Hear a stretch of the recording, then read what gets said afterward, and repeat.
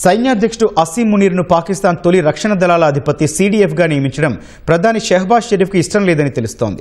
మునీర్ను chief of defence ఫోర్సెస్గా నియమించే నోటిఫికేషన్పై సంతకం చేయకుండా ఉండేందుకే పాక్ ప్రధాని విదేశీ పర్యటనలు చేపడుతున్నారని రక్షణ నిపుణులు విశ్లేషించారు. మునీర్ పదవీకాలం పూర్తయినప్పటికీ షెహబాజ్ షరీఫ్ తెలివిగా బహ్రెయిన్, లండన్ పర్యటన చేపట్టారని మాజీ జాతీయ భద్రతా సలహాదారు బోర్డు సభ్యుడు తిలక్ దేవాషర్ అన్నారు. మునీర్కు మరో 5 ఏళ్లు ఆర్మీ చీఫ్గా, సీడీఎఫ్గా బాధ్యతలు అప్పగించడం పాక్ ప్రధానికి ఇష్టం లేదన్నారు. ఫలితంగా కొత్త స్ట్రాటజిక్ ఫోర్సెస్ కమాండ్ పదవి కింద ఉండాల్సిన న్యూక్లియర్ కమాండ్ అథారిటీ కూడా మునీర్కు ఉండదన్నారు. మరోవైపు పాక్ ఆర్మీ చీఫ్ పదవి కోసం ఇతర జనరల్స్ పోటీ పడుతున్నారని నిఘా వర్గాలు చెబుతున్నాయి.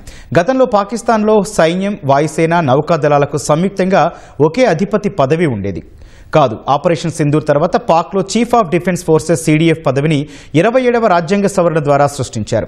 ఆపరేషన్ సింధూర్లో భారత్ దెబ్బతో పాక్ సైన్యంలో సమన్వయ లోపాలను గుర్తించి తమ త్రివిధ దళాల సమన్వయాన్ని బలోపేతం చేయడానికి సీడీఎఫ్ పదవిని తీసుకొచ్చారు.